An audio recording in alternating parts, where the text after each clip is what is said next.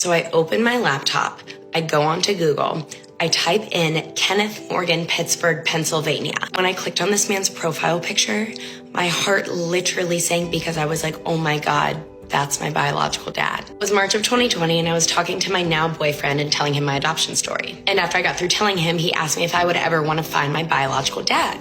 And I told him yes, that I would absolutely love to. And I had tried in the past, but I had always been unsuccessful. Because the day before I turned 18, I met my biological mother for the first time, and she told me that my birth father's name was Kenny Morgan and that he was from Pittsburgh, Pennsylvania. I've been Googling this man's name for years and never found anything. When I woke up, literally all I could think about was a conversation that my boyfriend and I had the night before. So I go to my Keurig, I make my coffee like I did every single morning, and I notice that my laptop is sitting on the kitchen counter. So I open my laptop, I go onto Google, I type in Kenneth Morgan, Pittsburgh, Pennsylvania. A bunch of different things popped up, but I decided to click on whitepages.com, which is basically like the yellow pages on the internet. When I went on White Pages, there were hundreds of Kenneth Morgans, but for some reason, I clicked on the third one. When I clicked on it, it said Kenneth Morgan related to, and then a ton of names. And in a bunch of those names, one of them was Juanita Baskin Morgan. Still to this day, I don't know why I chose her name, but I copied her name, opened another tab,